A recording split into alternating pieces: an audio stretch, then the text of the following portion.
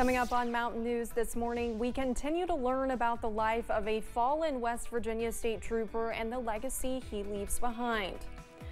And an annual outdoor event is held to honor a fallen Kentucky police officer who was killed while on the job. Dedicated to Eastern and Southern Kentucky, this is WYMT Mountain News This Morning. Good morning, I'm Olivia Calfee. The time is now 6:02 on this Monday morning. Now let's check in with Brandon Robinson for a look at your forecast this morning.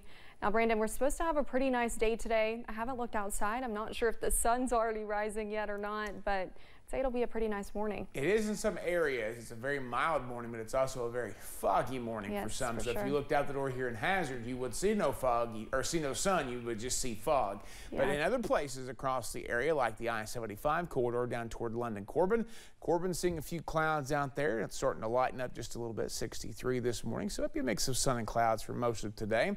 Temperature's very mild out there. I'll tell you the spots that are in the 50s. 58 Irvin, Ashland, 59 Somerset, 57 Wise, 56 Clintwood. Everybody else is in the 60s this morning. Actually, I just noticed Williamsburg's down to 59, so there you go. 68 Monticello and 66 in Jackson, two of the warmer spots out there today.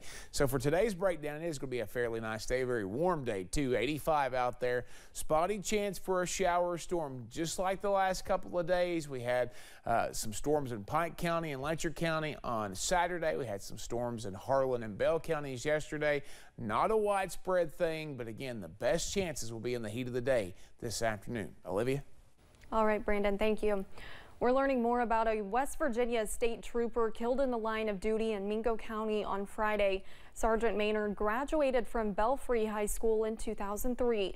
WYMT's Chandler Wilcox talked with some members of the Belfry community about his impact on their lives. Before Corey Maynard became a police officer, he was a student at Belfry High School. Went to homeroom twice, so I got to know my kids a lot better. So yeah, I had him in homeroom, got to see him in the morning and the afternoon. Casey described Maynard as someone that was always ready to greet you. I always remember Corey, you know, I don't know, I just remembered him. Nothing stood out. It was just, he was always friendly and you could always count on him to say hi to you. Even after graduating from Belfry, Maynard remained friends with many in the area. Longtime friend Tina Steele Todd told WYMT he was someone you could count on from childhood through adulthood, and he always stood behind his badge. His death has left many heartbroken. If you're in this long enough, you see a lot of your former students pass away. And it was really weird. I really honestly just saw Corey about 2 weeks ago. I saw him at Walmart, I think. And I don't know, it was, as soon as I heard this yesterday, I remember seeing him.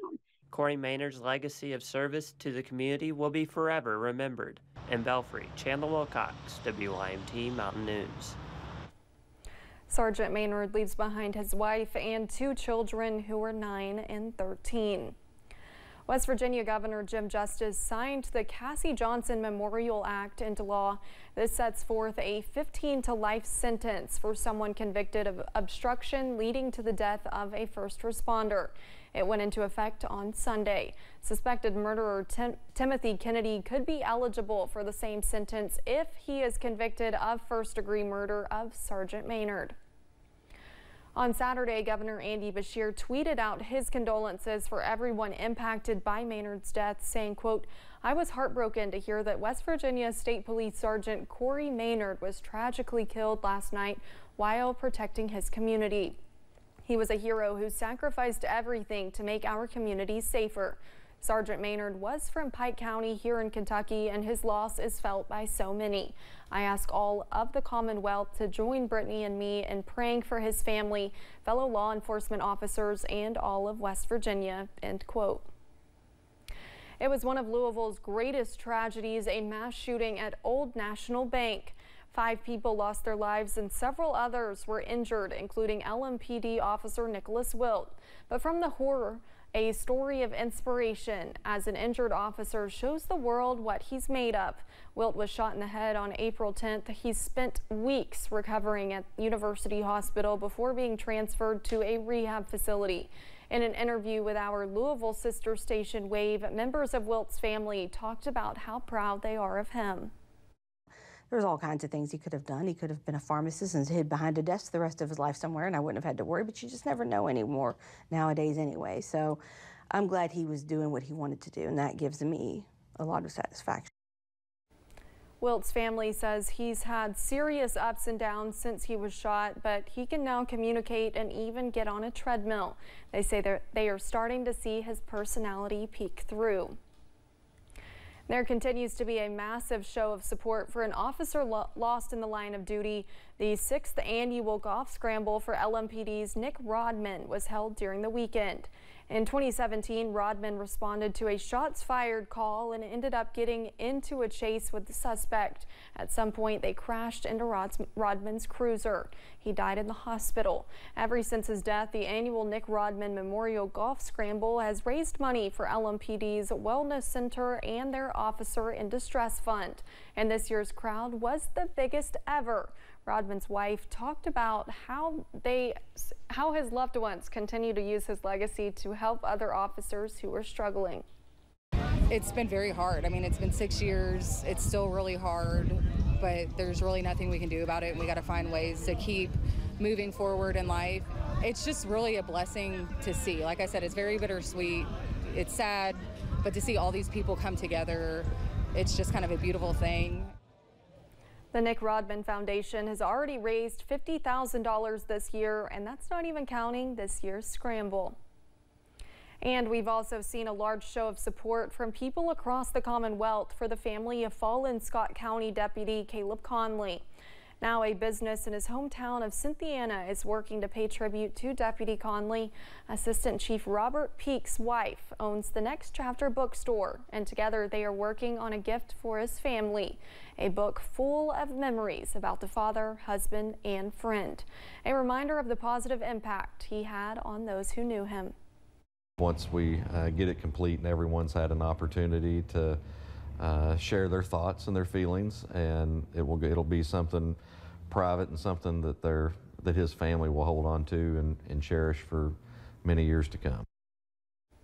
But the book isn't only for Deputy Conley's brothers and sisters in blue. Anyone is welcome to come into the store and write an entry about him and the hero he was.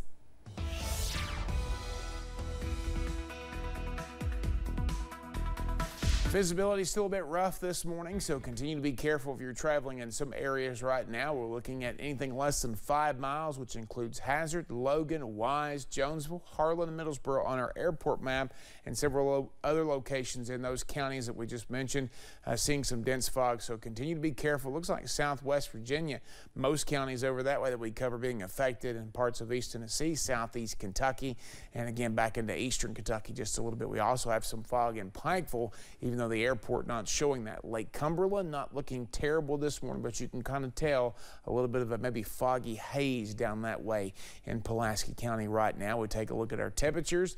50s and 60s out there, very, very mild. 56 in Clintwood is the cold spot. 68 in Monticello, the warm spot. So your 12-hour planner today, we're going to start to warm up pretty quickly.